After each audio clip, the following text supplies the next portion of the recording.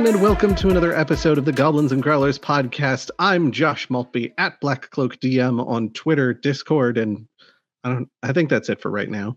Right, yeah, you don't want to overload yourself with too many social media handles. And I'm Brandon Dingus at Way of Brandalore on Instagram, Twitter, and according to you, that is my default Discord handle. I just don't pay attention to it all that much anymore. Because I've got several different ones across like a dozen different Discord servers. So that's fair. Yeah, I don't keep track of it. But yeah, how you doing, Josh? Doing pretty well. There's a high likelihood that over the course of this recording, we will hear Alex in the background of my recording, because as of tonight, she is doing a live stream for the Trevor Project with the Guild of Granddaughters. I will say that we've been on this call for about a half hour prepping, and I haven't heard anything from her in the last 10 minutes or so. Well, before we started recording, I checked, and the stream is in fact ongoing. So okay. I feel like odds are good. I can't say with 100% certainty, but I feel like odds are good. For anybody who listens to QPR will know the trope of Alex peeking her mic whenever she's mildly amused about anything. So you'll get to hear it. You'll get to hear it live on over Josh's audio. There you go. Yeah. Something to keep your ears out for. Yeah, that'll be a nice little Easter egg for you if you really want to get deep into the lore on that. Josh, you'll notice behind me that I have moved my Mortal Kombat multicade into camera view. For anybody who's watching this on video, you'll see it. And I did that specifically for you tonight, because what I've done is I've turned it on and just let it run in attract mode. So your high score will cycle off of the high score list. Did you finally beat me? No, I didn't. But if I leave it running in attract mode, it'll replace all the existing high scores with the same score, but with the initials AAA. So JJM is on its way out. You're trying to wipe me from the record. I see. I'll just have to come visit and crush my own high score. Yeah, I did. I tried to beat my Tempest high score the other day, but I was wildly unsuccessful at it. So, oh well. I was just trying to unwind a little bit. I could not beat my 43,600 and some. I got very lucky that day. But anyways, nobody gives a shit about my arcade collection. So, what are we talking about today? Well, today we've got a couple of topics. We're going to be talking about what's the actual name? I keep wanting to call it Keys from the Golden Vault, and I don't know that that's accurate. That is right. I was waiting for you to say something like Golden Keys from the Safe or something like that. Gold Key Comics in the vault. So I'm gonna give people a little look into my brain here. I don't tend to remember things exactly how they're said. I tend to remember the gist of things and my understanding of them. So anytime I'm saying something with quote marks around it, odds are good that isn't a literal quote. And this is why when I'm naming things such as a groat's worth of grotesques, I will be like, oh yeah, the Groats and Grotesques book. That's why Josh had to so imperceptibly briefly stop before he said the name of that book. I have to really think about it to get these things exactly right. And if I haven't used it a few times, odds are good I won't remember. Don't you have a copy of that book for me? I don't know if I've got a copy. Oh, you know what? I think I do have a copy of that book. I thought he sent it too. I also have a copy of The Curious Village of Skio for us to be looking at. Also by G. Edward Patterson III. Indeedly do. Yes. So we're going to be talking about the keys from the Golden Vault.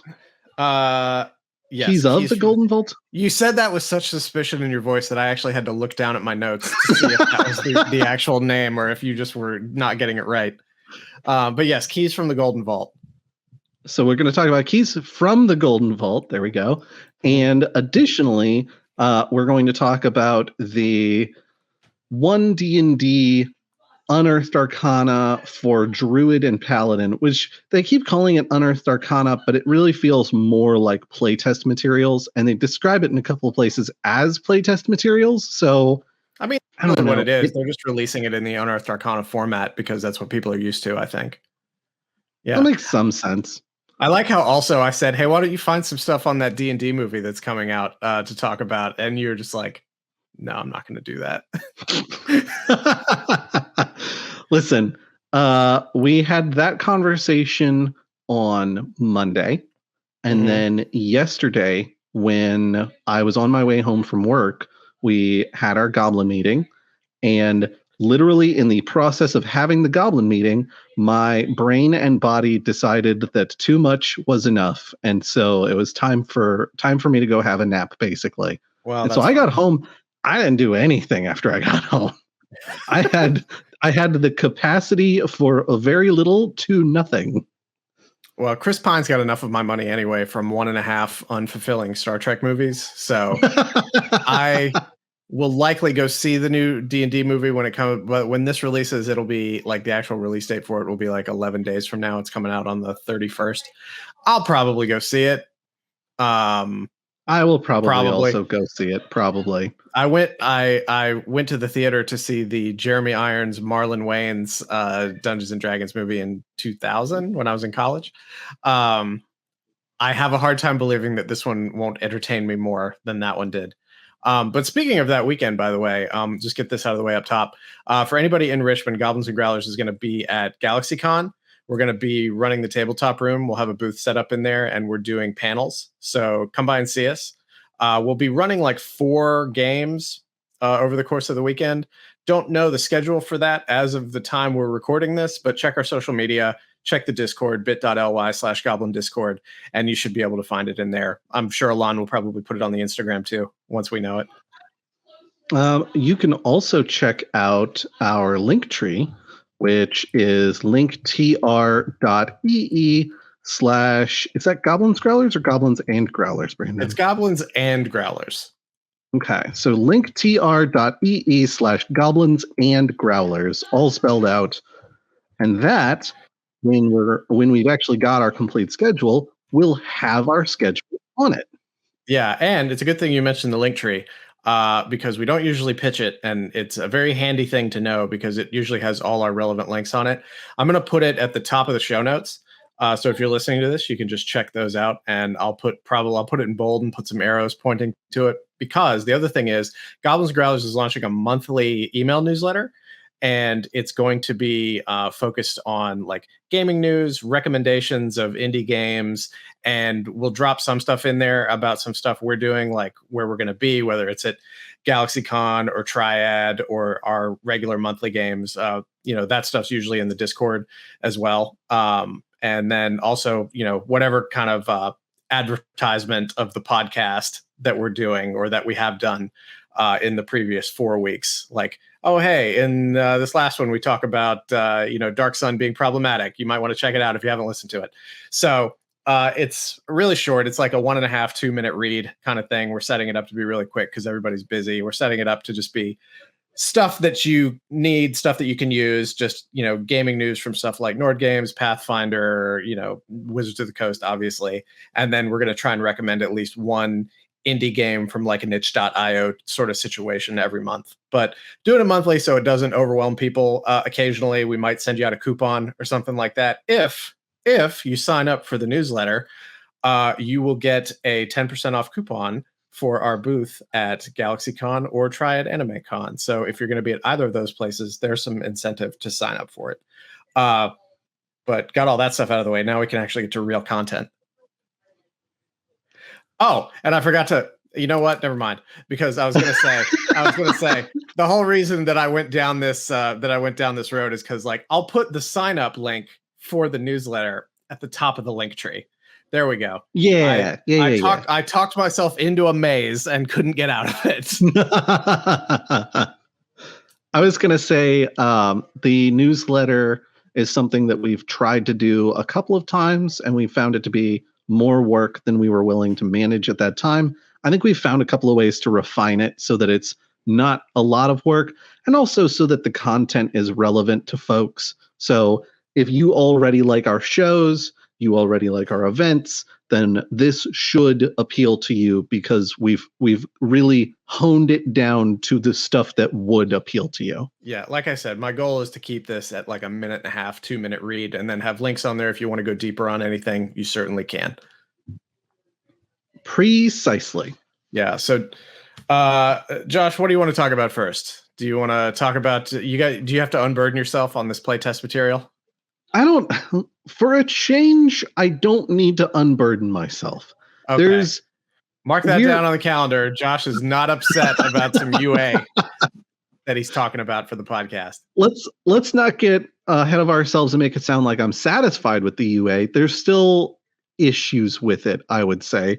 But given that this came out 2 weeks ago as of recording, and it will have been out for close to a month by the time this episode releases, I suspect that folks will have heard from more than just us that this UA has a few problems within it. However, I've already been hearing some stuff about it, and admittedly, I have not really dug into it, but I've seen that, it's weird because usually for this kind of stuff, there's a real hot take one way or the other. But everything I've seen so far, people have been really sort of even-handed in their feedback for it. Like, hey, there's a little of this, a little of that. This is fine. I question this, but whatever. Let's move forward. It's very weird, especially after sort of the atmosphere that Wizards had created in the last like 2.5 months, to see everybody just sort of being so chill about this. Well, all right. It sounds like we're there, so I'm just going to dive in. Right. The reason I think you're getting a lot of that sort of feedback out of people is because there's nothing really amazing in here, and there's nothing really terrible in here. The biggest thing that I think anyone could reasonably complain about is that druids have a significantly worse wild shape in this new updated system. Talk to me about that. So, first and foremost, this is playtest material for 1D&D. 1D&D is compatible with 5e, but it feels a bit like them saying, "Oh, 1D&D is compatible with 5e," is maybe a little bit of a misnomer because they've gone and rewritten. I hope it's not too much of a misnomer because it's one of the foundational talking points that they have for 1D&D. Well, here's the thing. The system still has a lot of the same terminology in it, but this feels like, I know that they hate when you call it this. This feels like 5.5e. Uh-huh. Can you use... Yeah, it is more the transition from Middle English to Modern English than from Old English to Middle English. Yes, exactly. There's a lot of 5e in here, but they've changed a fair amount of stuff. For starts, just looking at the kind of like expanded rules list, one of the things they talk about is changing inspiration. Uh-huh. It is now called Heroic Advantage. Mm-hmm. It still works like inspiration works, but the rule set says that it gives you advantage on a D20 test. And that you decide to do so. I guess that's an ability check. A D20 test is defined as any time. Let's see. I'll read it verbatim. The term D20 test encompasses the 3 main D20 rolls of the game: ability checks, attack rolls, and saving throws. If something in the game affects D20 tests, it affects all 3 of these rolls. The DM determines whether a D20 test is warranted in any given circumstance. I recognize that this is just playtest material. And, just to be upfront about it, I have not dug in really at all on the 1D&D playtest stuff yet because I just haven't had a lot of time. But it's very odd to me. Like, let's introduce this new term to be an umbrella term for these 3 other things that we already know what they are. That seems like a change for change's sake rather than anything that improves the experience of play. Well, it sure feels like the sort of thing where they're going to start working the words D20 test into, oh, this should be a D20 test, or this ability should affect D20 tests. I am right now Googling to see if D20 test has been filed as a trademark at all. That's an excellent question. They do capitalize the T in test, so I wouldn't be entirely surprised to find that they have. Oh, I was about to say, why is this not coming up? I was about to say, well, this is weird because the entire first page of Google results I got for that search were information about deuterium oxide. And that's because for whatever reason, I typed O instead of 0 for D20 test. But this is all taking us down a rabbit hole because I can't find any information about it. So I was probably just jumping the gun on that. Well, that's fine. But it does sound like a new marketing thing that they're trying to do so they can talk about it a little more simply. So that's kind of the big thing that I'm seeing with this playtest material. They are creating some new terminology, changing things not in a significant way, but significantly enough that it feels different. And then on top of that, they're adjusting a lot of how these mechanics work. So for an example, Druid Wild Shape, because this playtest material, if I could speak English. Specifically, no, that's how we speak around here.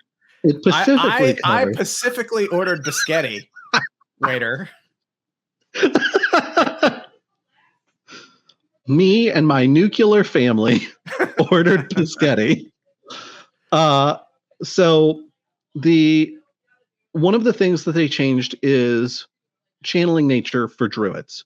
Mm-hmm. It used to be that channel nature was, here's wild shape, here's maybe one or two other effects. Each of those has, wild shape had 2 charges unless you were a Circle of the Moon druid or unless you were a specific level. And then there were things that changed those numbers. Now, channel nature is just one of the columns on your class features list. So when you're looking at that table of features for a druid, you've got level, proficiency bonus, class features, and then channel nature immediately after that. And so first 4 levels, you've got 2. Next 4 levels, you've got 3. The rest of the levels, you've got 4. Mm-hmm. And that goes for all of your channel nature abilities, including wild shape, but not limited to wild shape. If you're the kind of druid that never uses wild shape, you can use those channel natures for something else. If you're the kind of druid that uses wild shape a lot, you get more than 2. So it's, like I said, with the rest of it, it's kind of nice. It's not like tremendous. It's not super exciting, but it is sort of a nice feature. They're doing a lot less of like, okay, take this and then divide in half and then round up and then add 4. They're trying to eliminate a lot of that, it seems like, from the rules, because there's a lot more. Here's the explicit number. Here it is in a table. Just look at the number on the table and you're good to go. That's interesting because, when 5e came out, the whole thing was like, we've simplified it so much. We've taken away so much of the complication. And I guess it just sort of speaks to an iterative process that you can only hack away so much and at one time and have a functional game. And then you just have to go back and iterate again. Exactly. Which I will give them credit again. I know it's rare for me to give them a lot of credit. When you are looking at the class features after the creation phase, but before they get into the actual class features themselves, there is one of those little like GM notes boxes. Mm-hmm. And it says multi-classing and the druid, and then goes through everything you need to know about what do you need to have to multi-class into a druid. What additional skill proficiencies do you get for multi-classing into a druid? And then how do your spells add up as compared to other classes? Right. Which is something that I struggled with a lot when it came to multi-classing. Mm-hmm. If I didn't have a program doing the multi-classing for me, I was always like, wait, okay, so my spell slots are this plus that divided by this, and then this number goes over that number, and like it's a nightmare. The one thing no, go ahead. The one thing they didn't really help with is that you still need to prepare spells for each of your classes individually, referring to the spell slots of an individual class to determine the number and levels of spells you prepare. So I've got 2 spell sheets then? Kinda, yeah. That seems like they're adding complications rather than taking them away.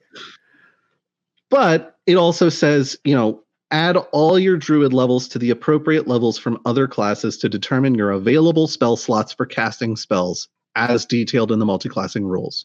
So for classes like Paladin, where you get fewer spell slots, it says add half of your levels rounded up for your spell slots. So I don't know, it complicates things a little bit in one way, but it also makes those rules a lot more accessible and easy to understand, because I'm not literally flipping back and forth from the multiclassing section to the druid, back to the multiclassing section, back to whatever my primary class is, back to the multiclassing section. Right. Like, this is so complex. This is why I don't play casters. I never have. I mean, fair. Yeah. The big complaint about Druid, and I will agree this is kind of bogus, is Wild Shape is way, way weaker than it used to be, and it involves a lot less flavor. So now you get unlocks for one of 4 varieties of Wild Shape. There is Animal of the Land, Animal of the Sea, Animal of the Sky, and then Elemental Animal. So like a Vulpix or something. The concept is that once you're a certain level, you add elemental damage to your animal forms. Okay. But you get to choose what kind of elemental damage you're adding as you shift into your animal form. Is it still based on, like, you have a CR cap per level? It's no longer a CR cap. It is now a stat block. Okay, and so you have just, like, the one stat block. So if I'm level 1, I can pick a bear and just be a bear.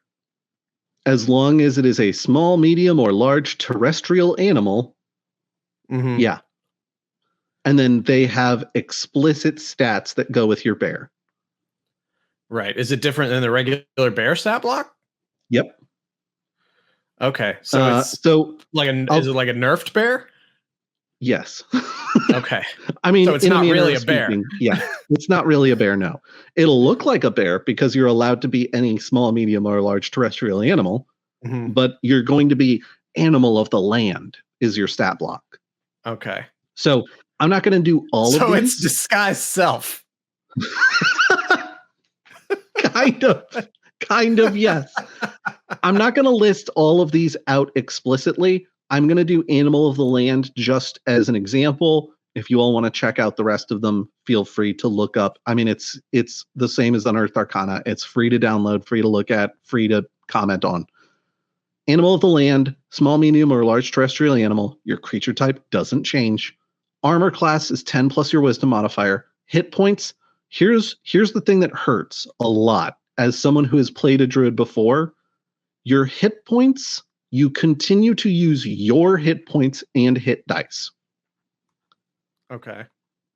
So shape-shifting into a different creature does not give you a second hit point chain anymore. Okay. If you get knocked out while you're in animal form, you're knocked out. You don't shift back. That is not as attractive to me right? as the previous one was. Right. Your speed is 40 foot, which is pretty fast for a bear, but decent. Once you're 5th level, your climb is 40 foot. You've got strength and dex equal to your wisdom score. Your con, int, whiz, and charisma are all your scores.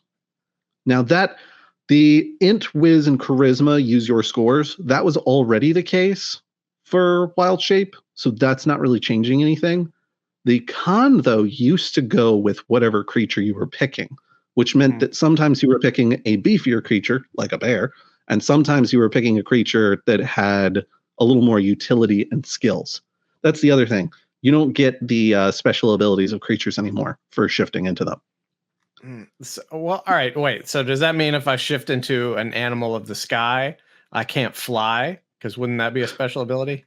So Animal of the Sky is its own shift form. Okay.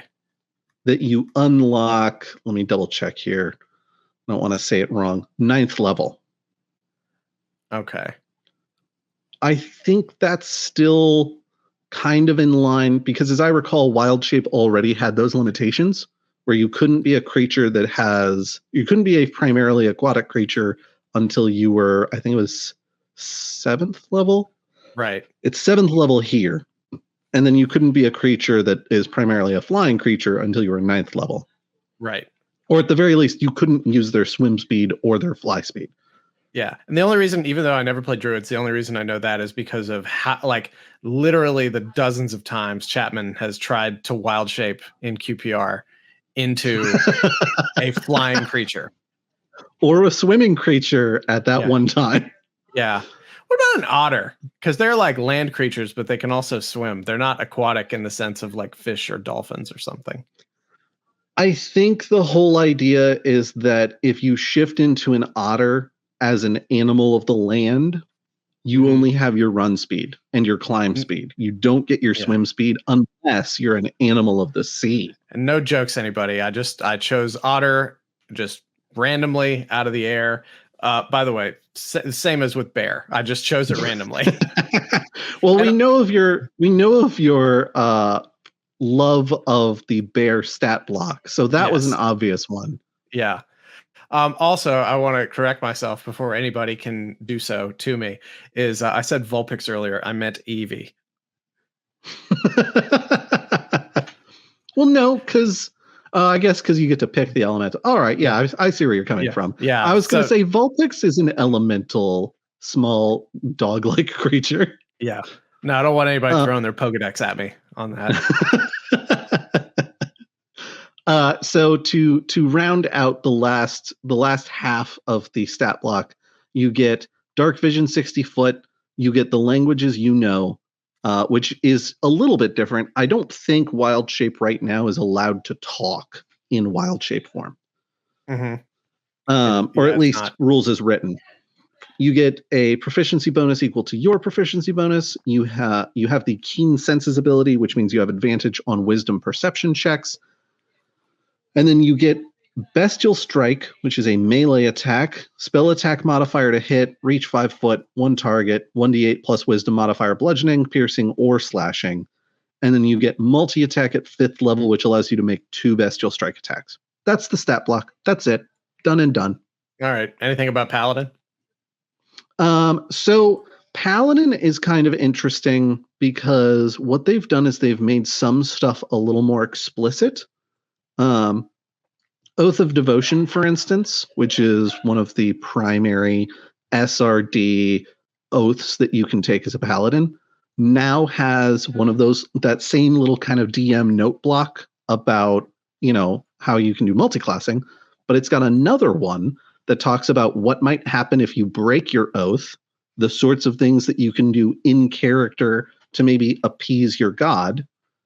And then under that, the tenets of the individual, subclasses, but also the individual oaths. So tenets of devotion, though the exact words and strictures of the Oath of Devotion vary, paladins of these oaths share these tenets. Honesty, don't lie or cheat, let your word be your promise. Courage, never fear to act, though caution is wise. Compassion, aid others, protect the weak, and punish those who threaten them. Show mercy to your foes, but temper it with wisdom. Honor, treat others with fairness, and let your honorable deeds be an example to them. And duty, be responsible for your actions and their consequences. Protect those entrusted to your care, and obey those who have just authority over you. And then the breaking your oath box talks a little bit about if you're doing things that are in direct violation of your oath, and you're doing them willfully, your god might abandon you, and you might have to move those levels into a different class. Or you might be forced to take a more appropriate subclass by your GM. Okay. Which I kind of appreciate, because they talk sort of loosely in the book about, well, these are what your oaths are, and you have to make sure that you adhere to your oath. But they don't really talk about the consequences of not adhering to your oath, or even things you could do if something is like, okay, well, I know I'm supposed to protect people, but today I was casting Divine Smite and I accidentally hit a bystander. Like that sort of thing. Like it wasn't intentional, but I did do something against my oath. What do I do about that? This actually covers that in a little more detail for you, which is kind of nice, I would say. None of the Paladin stuff is striking me in the same way the Druid stuff did. Well, the big complaint right now is that Wild Shape that's basically a huge nerf for Wild Shape. And it's frustrating that that's a huge nerf. Some of the stuff I think is kind of nice. Doing Channel Nature as its own, almost like a special feature, like a Channel Divinity. I think that's nice. I'm for that. Having those sorts of features be part of that table of class features that everybody refers to when they level up. Right. It's kind of nice. Makes it easy to refer back to and see where you're at and what you're doing. But having Wild Shape be significantly weaker is frustrating. Yeah. The rest of Paladin stuff looks pretty much in line with normal Paladin.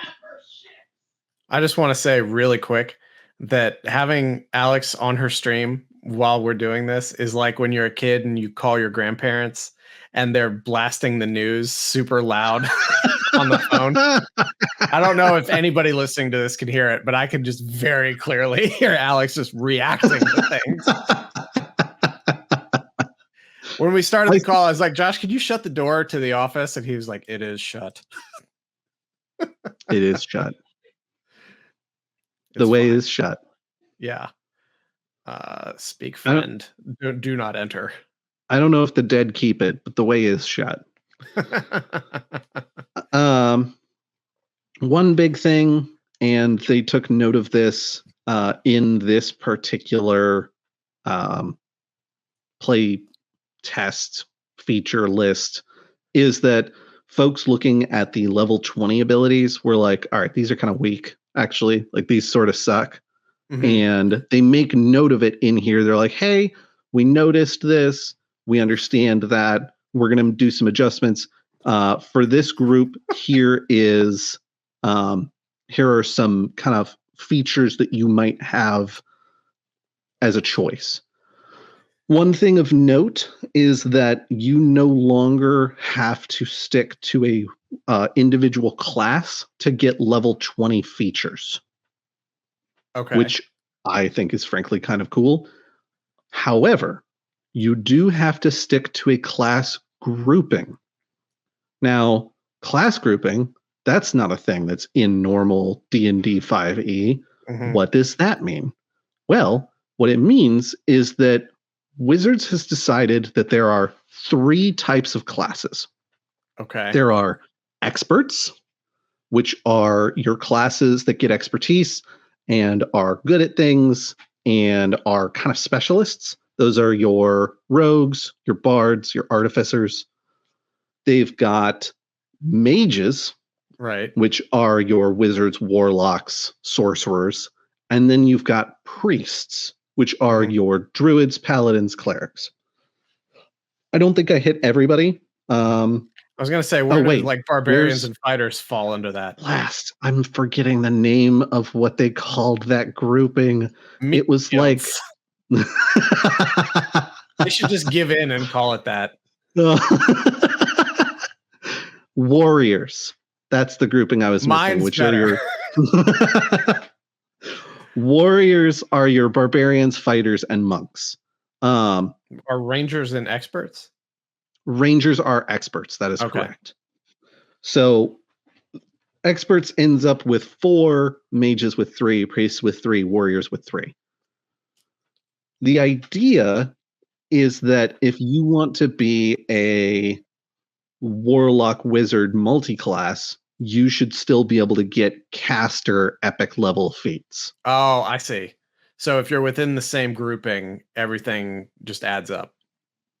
Now, I think there's some crossover options, and this is playtest material, so this sort of stuff is likely to change. But for Paladin, just as an example, 20th level epic boon has, where is it?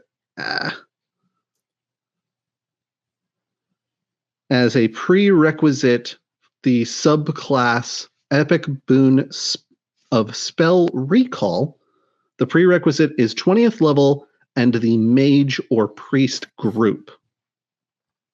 You gain the following benefits: ability score increase your intelligence, wisdom, or charisma score by 1 to a maximum of 30, and free casting. Whenever you cast a spell with a spell slot of 1st, 2nd, 3rd, or 4th level, roll a d4. If the number you roll equals the slot's level, the slot is not expended. Okay. Alternately, Epic Boon of True Sight, 20th level priest group. You get an ability score increase for intelligence, wisdom, or charisma with the same limitations. You get True Sight within a range of 60 feet. I feel like we might be getting a little into the weeds on this. It's a little bit weedy, but mostly the point I wanted to make was that if you are sticking to a specific group or a specific combination of groups, you can still get those 20th level ability feats, because that's part of what they're doing now. Right. Okay. I mean, that makes at least on the face of it, that makes sense. I can understand that. I guess it doesn't really negatively affect multi-classing at all, really. It just gives you a benefit for doing it within the grouping. Yeah. Yeah. Okay. So it's a net gain with no loss. So, okay. Right. Because if you were multi-classing, you were already okay, well, I'm not going to get the 20th level paladin specific feature. Right. Because I can't. Well, just because we're at 38 minutes now, what kind of closing thoughts do you have on this?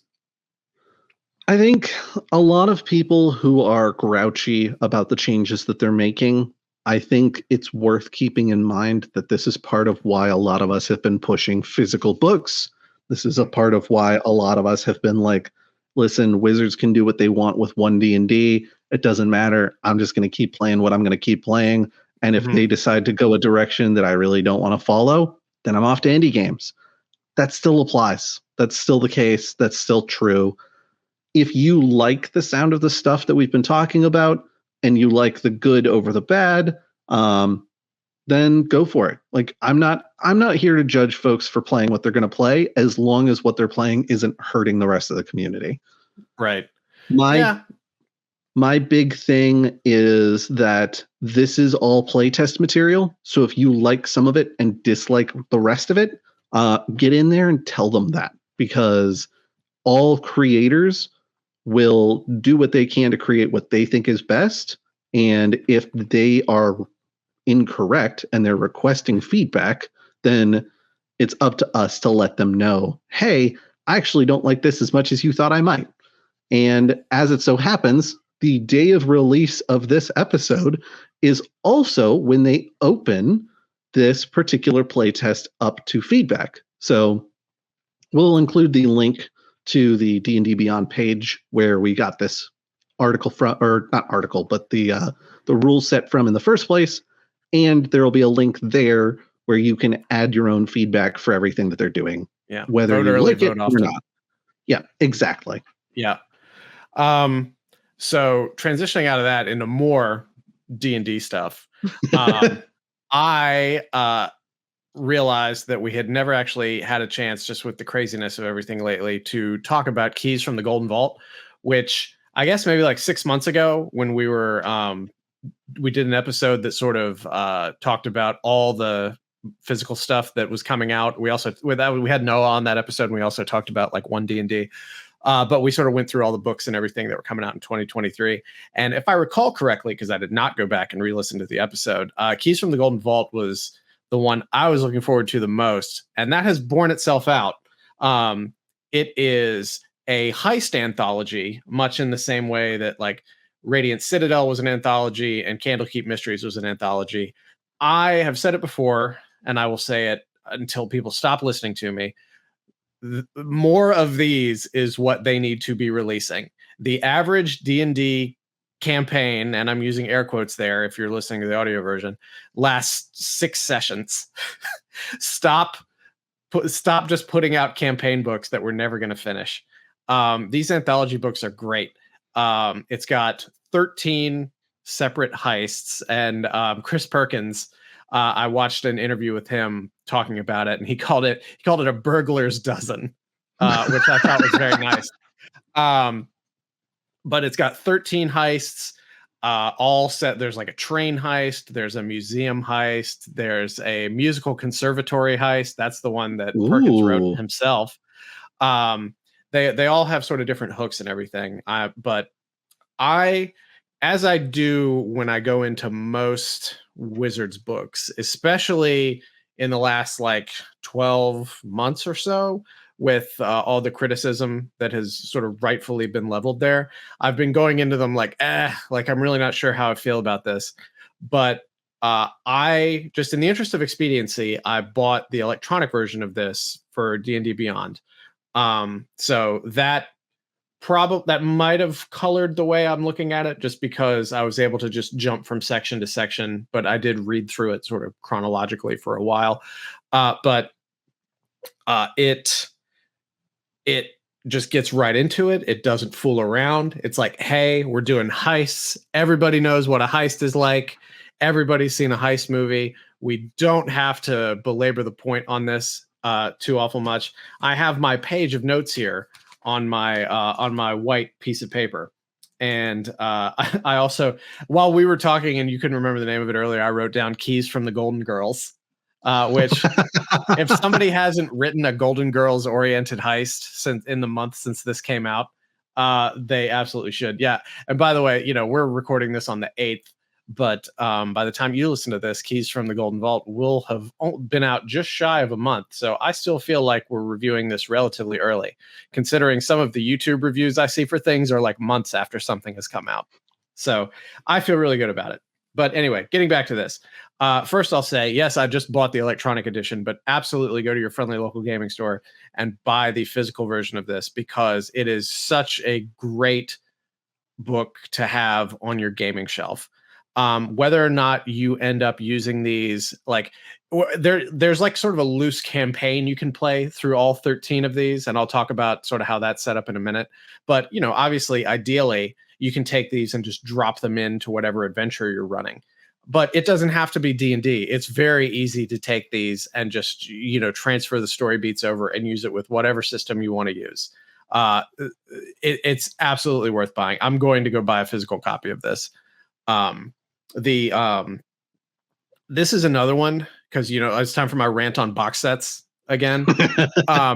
This is another one that is perfect for a box set release. It's perfect for it, and I'll tell you why. Because of maps, because of planning documents, things like that. Each heist has a player's map. It has like 2 versions of a player's map. It has like a really nice one for, well, not all of them, but most of them have like a really nice one that's like the DM's. It's like your traditional thing where it's like the DM's map that's all labeled and everything. And then you have the player's version of the map that doesn't have any of the labels on it. They also have another version, which is like the players scrawling out sort of the map on like a napkin or something like that. I mean, it's like polished. It's really well done graphic design, but it's designed to evoke the idea that they're sitting in the basement with like the blackboard behind them, and they've got like all the principles and everything up there, and they're using the information they've gotten from people to draw a little map for it and everything. It's fantastic. It would be amazing as a table handout for folks. And, I know you can photocopy this stuff from the books, but it's not the same. Like this would be great. You could have a package of invitation envelopes and pieces of paper that you could put in there to hand out, like when your party has to steal or forge an invitation to get into a gala, which there are at least one or two in here that involve a gala, because you can't have a heist adventure without offering the party the opportunity to scout or infiltrate by showing, like, crashing a gala, essentially.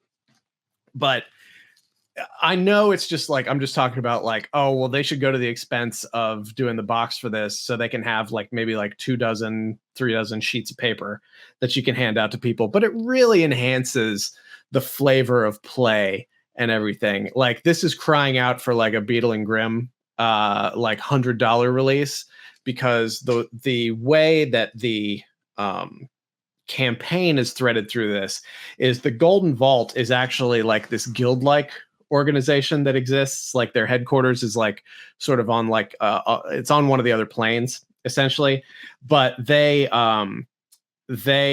right wrongs and support virtuous underdogs. Ooh, yeah, Robin Hood energy. And much like Charlie's Angels, like if the party is in their employ, the party will receive a key, and they've got a music box, and they can insert the key into the music box and it'll open, and it will give them their mission, like Charlie's Angels or Mission Impossible or something like that. And then once it's done, the key disappears. I was going to say, that sounds very like your mission, should you choose to accept it. But can you imagine like how cool it would be to have an actual music box, and like you could just do it really cheaply, like as like a USB speaker or something, and then the key is just a USB that you plug into it and it plays the mission. That would be amazing. It would probably end up costing a lot, but it would be amazing. But anyways, that's why I'm saying that this should be like, Beetle and Grimm should do like some sort of box, like actual box set for this thing. It would be amazing. Do all the handouts, age the paper, that kind of thing. So anyways, go ahead. I was going to say, you were talking about the concept of the music box being maybe too expensive to accomplish, but really a small speaker that runs off of a USB interface isn't tremendously expensive. And with 3D printing, you could probably do something like that without spending an arm and a leg to do it. I don't know. It seems feasible to me. Yeah. I'm just already thinking about ways this could be better, but it was very good. So the Golden Vault approaches folks for membership once those people have sort of established themselves as virtuous. And my note when I read that part was, I like it and I don't like it. I like it because it creates sort of a narrative through line for all of this. It makes it really easy to give your party essentially side quests, like, oh, hey, I know we were getting ready to go raid this tower, but you got another key from the Golden Vault. It's time to work for a living. But the idea that the Golden Vault is hiring like thieves to do these things, to like right wrongs, like they're Sam Beckett and Quantum Leap or something like that, but you're almost by definition going to have a party of sneaky, thievy type people that get into this kind of thing.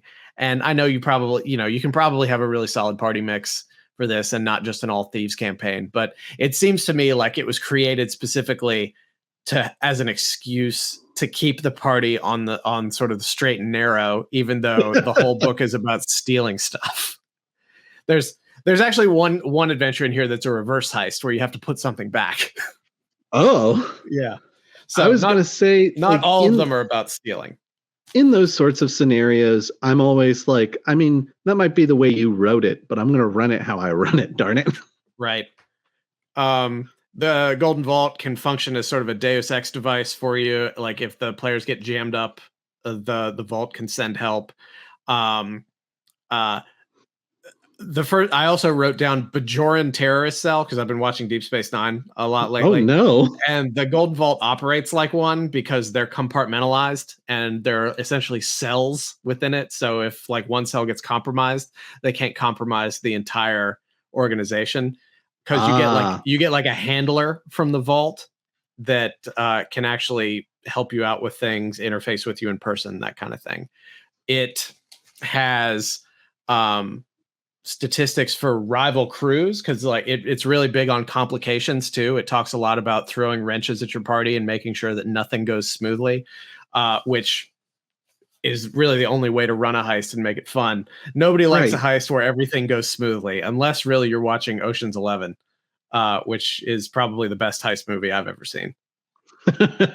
I would say even Ocean's 11 has the perception of things not going smoothly. Right, but it was a double fake. So it's got that. It's got it really tries to help flesh out the characters and stuff too, because it gives you a table to roll for motivations for all the different people who could be on a rival crew. It gives you a table for their statistics and things. And talking about how they try to essentially bootstrap detail a lot in this, because it's a heist, so you're running fast. And as the GM, you're going to have to think on your feet a lot for something like this. The first adventure in there, it's a level 1 adventure called the Merkmeyer Malevolence. It's a museum heist.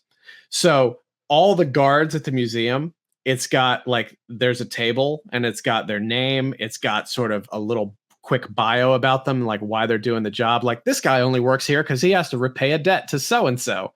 This person was a veteran and they retired and got bored. So that's why they're guarding the museum and things. So it really does an excellent job of helping you to flesh out your world without having to do a lot of the work. Because you know how everybody knows how it goes. Like, you put all this effort into creating a living, breathing world, and then your party completely ignores what you put the effort into.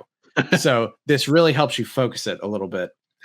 Has Wizards been listening to our panels on how to run better games? Because this is advice I've been giving for years now. When you're creating NPCs, that you give them like just a little motivation blurb so that you know why they are somewhere. And if the party decides to interact with them, you can be like, oh yeah, this guy's headed to the grocery store for his 2 kids.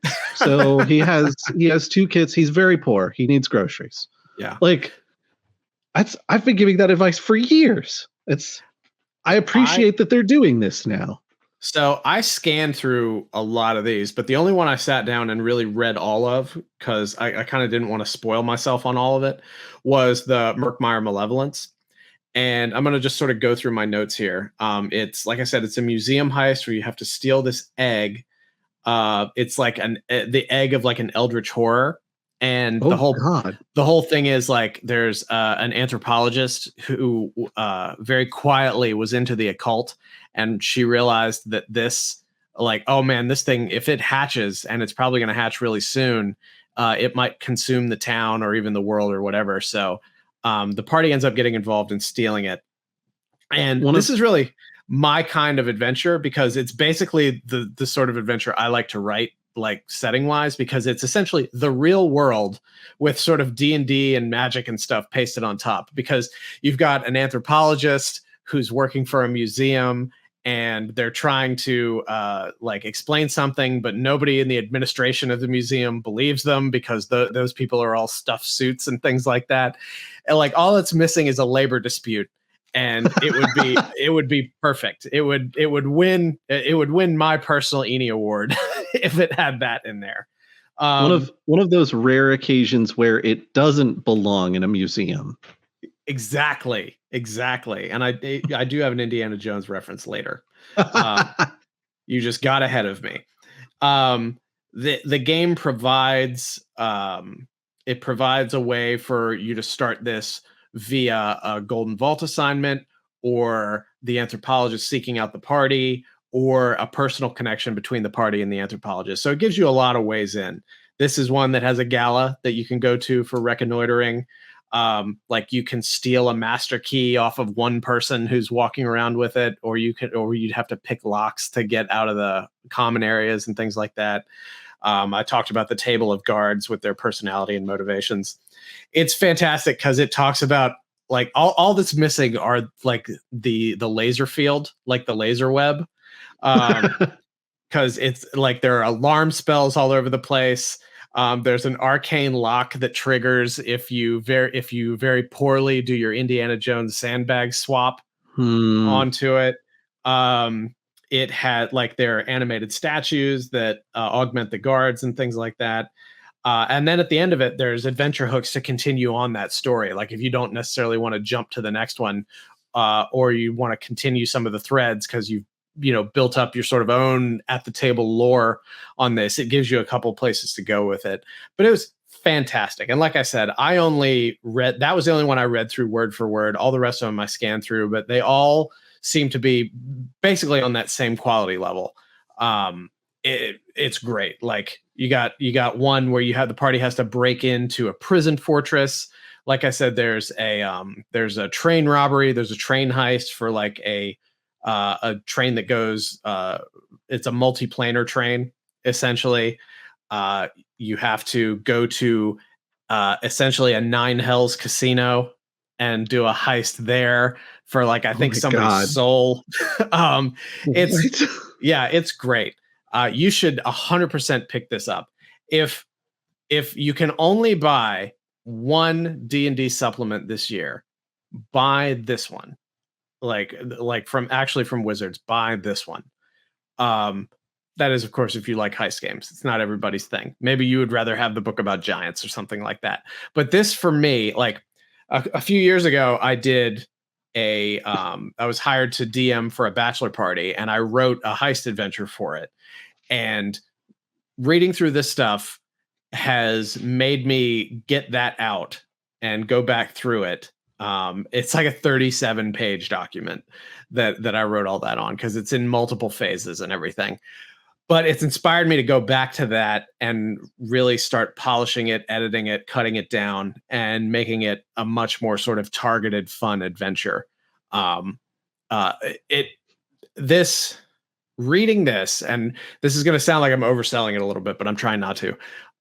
Reading this made me excited to write 5e adventures again, which was lately something that had felt a little bit like a slog for me.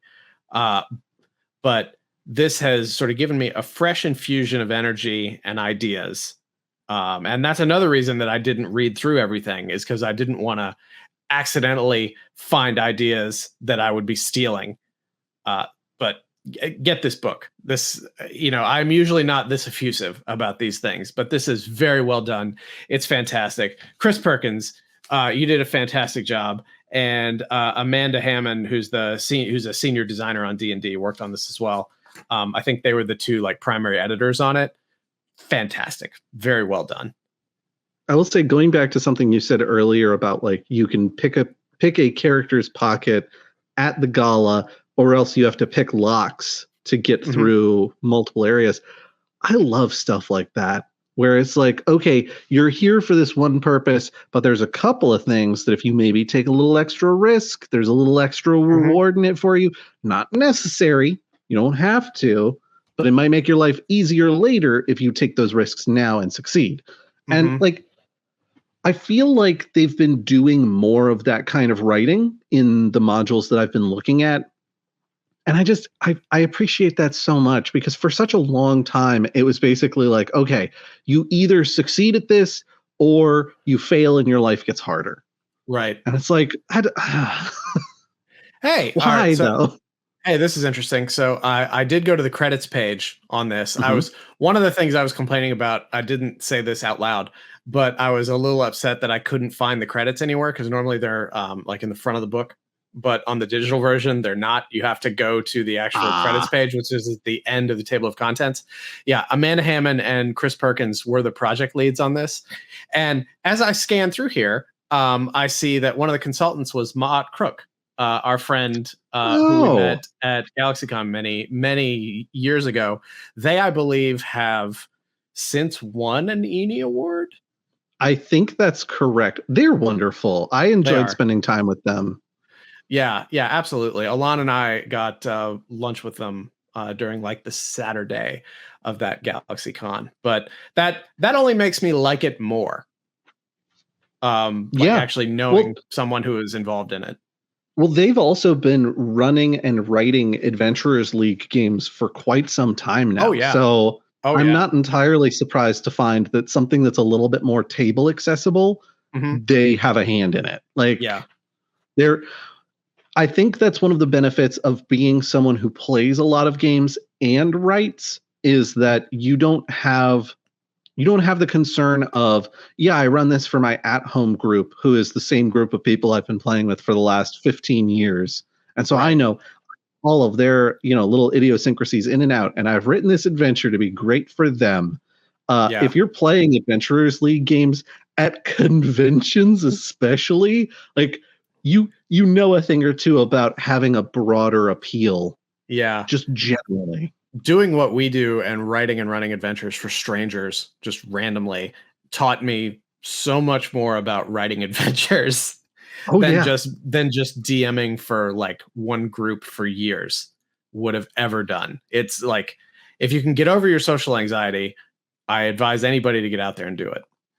Yeah, it is challenging, and sometimes it can be very frustrating, but it's also very rewarding in a lot of ways. Yeah.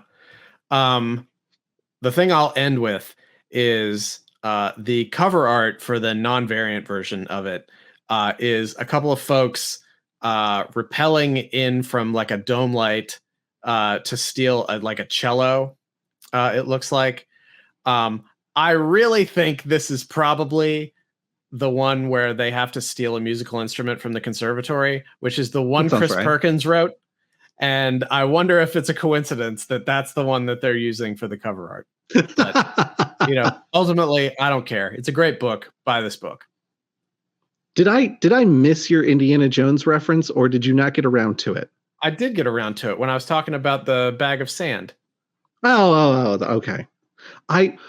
Honestly, that's become so common in just like pop culture nomenclature that I didn't even conflate the two for a moment. I was just like, oh yeah, the bag of sand thing.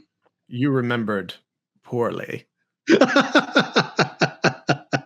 Next time I have an indie reference, I'll just kill Alfred Molina.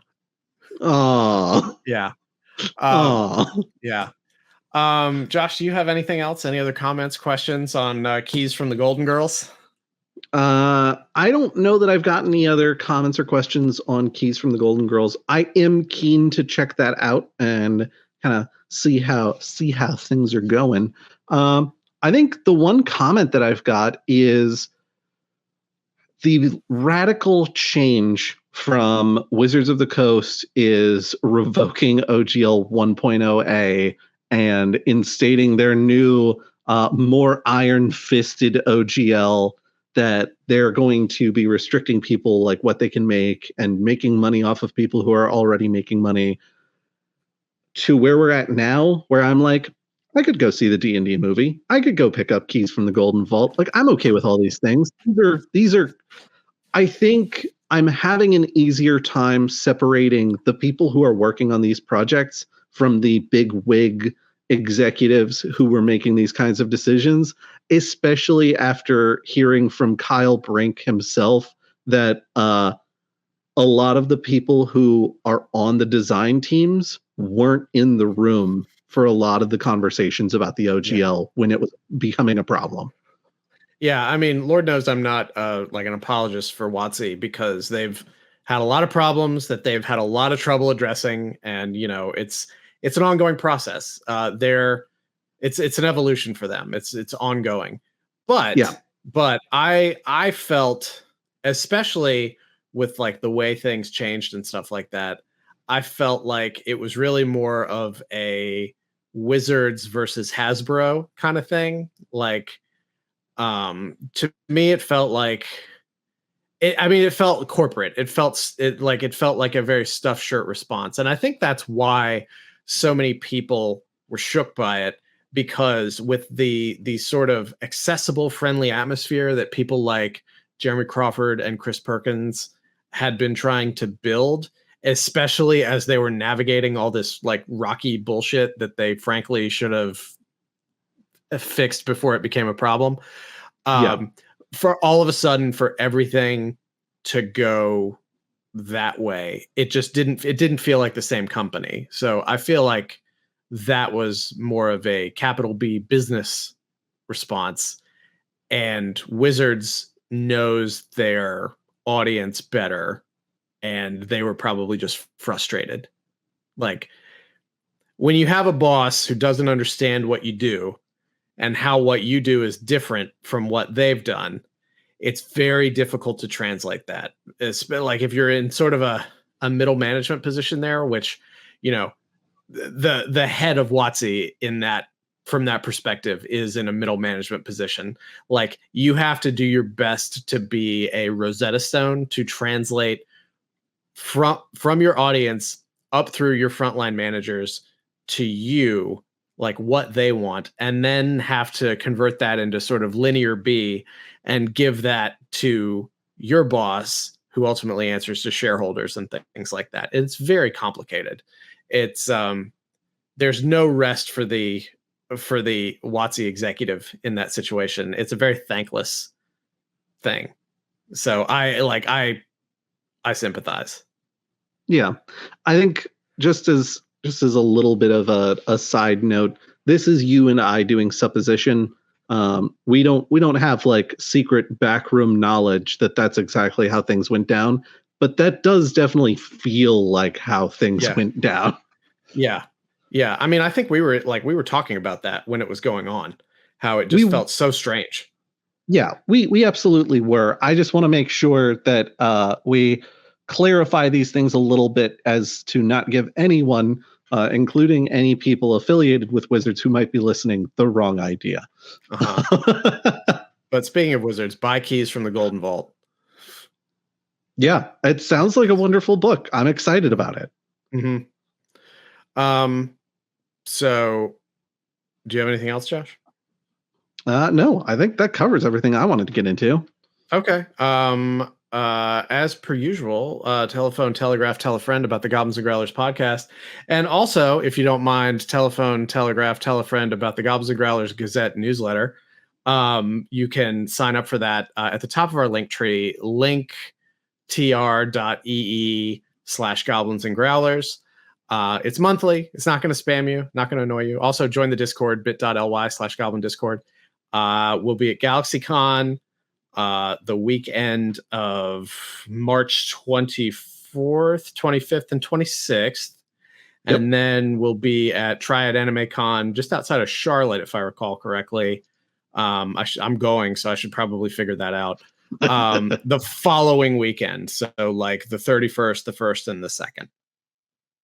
I'm looking up Triad Anime Con right now to see exactly where it's at, so that we'll know for sure. It is at the Benton Convention Center in Winston-Salem, North Carolina. Oh, Scott, cut out that part where I said that it was outside of Charlotte. Well, technically, Winston-Salem is outside of Yeah. You know what's funny? I was putting the newsletter together yesterday, and I searched for and typed out Winston-Salem when I was confirming where Triad was. So that's on me. Anyway, so yeah, if you're in Winston-Salem, the last weekend of March / first weekend of April, come see us there. Hell yeah. What a cluster. All right. We're excited to see folks at the mini conventions. If you see any of us in early April and we look a little zombified, you know what's up. Yeah. All right. Well, everybody, thanks for listening to us. We ran a little bit long today, but we appreciate it. And we will catch you in a couple weeks. Sounds good to me. Bye, y'all. Bye.